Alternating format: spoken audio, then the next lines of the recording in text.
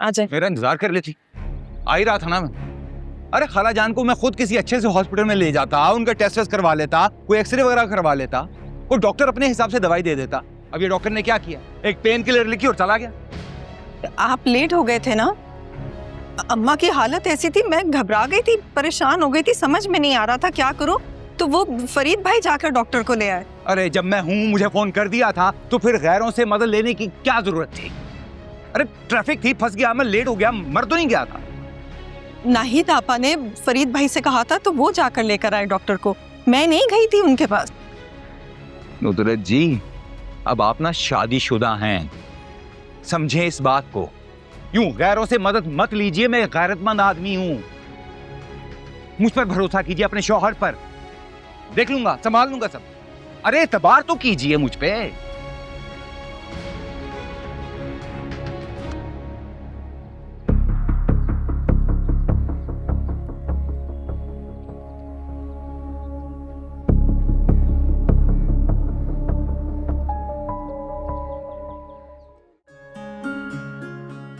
यहाँ क्यों आ गया? शॉपिंग रहती, वो करते, घर चलते। क्या मतलब है दुआ? तुमने खुद कहा था कि भूख लग रही है, लंच करना है, जब तो आए। वैसे सबका ख्याल है मेरी दुआ को, सवाए अपने।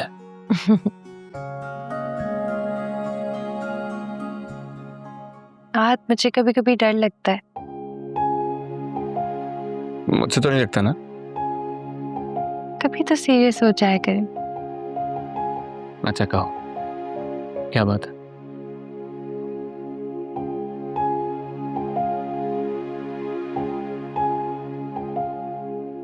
आज मुझे अम्मी और दादू ने बहुत मोहब्बत दी, हमेशा। लेकिन मोहब्बत में वो जो तहफ़्फ़ुज़ का एहसास होता है ना, वो शायद कभी नहीं मिला। पैदा हुई तो बाप की शक्ल, उसकी शफकत नहीं देख सकी, वो महरूमी अपने अंदर से कभी निकाल नहीं सकी।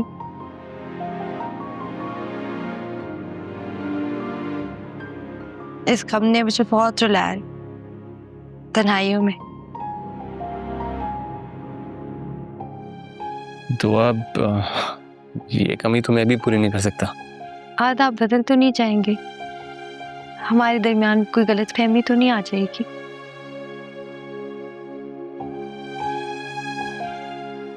एक बात बताऊं तुम्हें दुआ, मैं ना बहुत डर गया था जब तुम्हें पाने का फैसला किया था।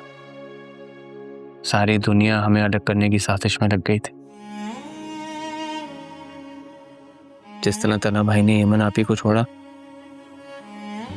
अपने फैसले में बहुत कमजोर पड़ गया था। पर अब देखिए, हमारी मोहब्बत जीत गई। फिर तो नहीं ऐसा कुछ हो जाएगा। मुझे लगता है फरियान ने हार नहीं मानी, वो कहीं ना कहीं दोबारा कोई दरार। कोई ऐसी मिसअंडरस्टैंडिंग नहीं होगी अगर खुद हम दोनों ना चाहें तो। हम खुद क्यों जाएंगे? मुझे तो आपसे जुदा होने का ख्याल ही जानलेवा लगता है। तो बस ठीक है, किसी की बातों में आने की जरूरत नहीं है, दिल मेरा करने की जरूरत नहीं है।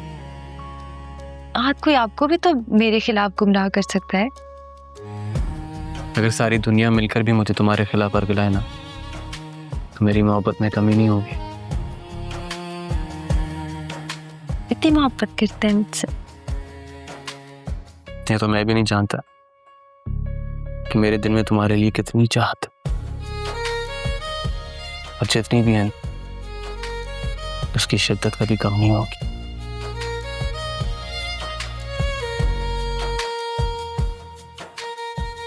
कुछ खाएं?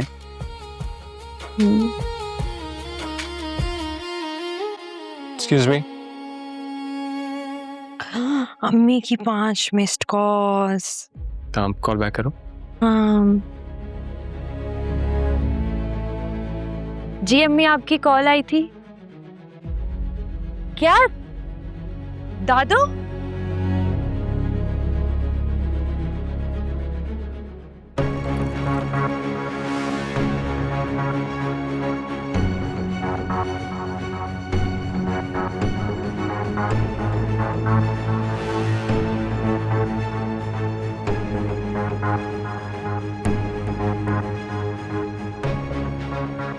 के लीजिए।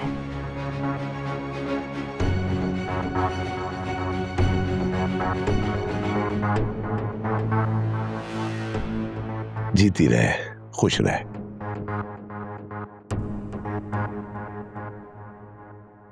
पुतासर कहाँ है? वो तो मुंशी चाचा के साथ जमीनों पर गए, खास तौर पे वो वाली जमीन देखने जिसकी फसल इस बार कम हुई है। और ये भी कह रहे थे कि लड़कियों के लिए जो स्कूल कॉलेज के लिए जमीन डोनेट करनी है ना, उसको भी एक नजर देखकर तसल्ली कराएं। ये जो आजर में तब्दीली आई है, तुम्हें इसकी वजह क्या लगती है? इससे पहले तो वो बात करना क्या सुनना भी पसंद नहीं करता था इस टॉपिक पे। बाबा साईं, मुझे ऐसा लगता है कि हर इंसान का मिजाज ना एक दूसरे से बड़ा मुख्तलिफ होता है। आज़र को शायद इन ग्राउंड रियलिटीज को समझने के लिए थोड़ा सा वक्त चाहिए था। अब हो सकता है उन्हें भी इस बात का अंदाजा हो गया हो कि आगे चलकर उन्हें ये सारी जिम्मेदारियां देखनी है मेरे साथ, तो इसके बारे में उन्हें मालूमात भी तो होनी चाहिए, नहीं? हो सकता है जैसा तुम समझ रही हो वैसा ही हो।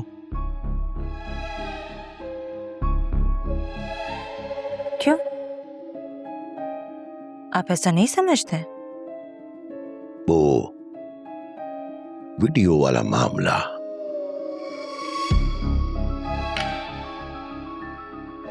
उस सिलसिले में बात हुई है तुम्हारी आज़र से? अगर चाचा साई के पास ऐसी कोई वीडियो गई तो आपने मेरी पोजीशन क्लियर करनी है फिर।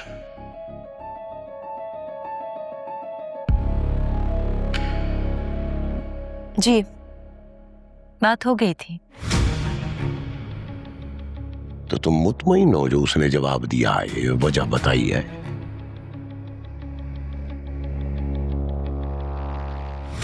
मुतमईन तो नहीं कह सकते, लेकिन एक बात का अंदाजा हो गया है मुझे कि आगे के मामलात में ना मुझे बड़ी एहतियात करनी होगी। अच्छा है। बीवियों को अपने शौहरों पे अंधा एतबार नहीं करना चाहिए। अपनी आंखें और अपने कान जो है खुले रखने चाहिए। परसों वो रुखसती की तकरीब आए तो सब मेहमानों के दावतनामे वगैरह भिजवा दिए हैं ना? तुम्हारी तसल्ली है? हाँ बस आई, सारे काम अच्छे से हो गए, ना फिक्र ना किया करें, सब ठीक हो गया। अरे जिस बाप की इतनी समझदार बेटी हो उसका परेशान होना तो बनता ही नहीं है ना? जीती रहे।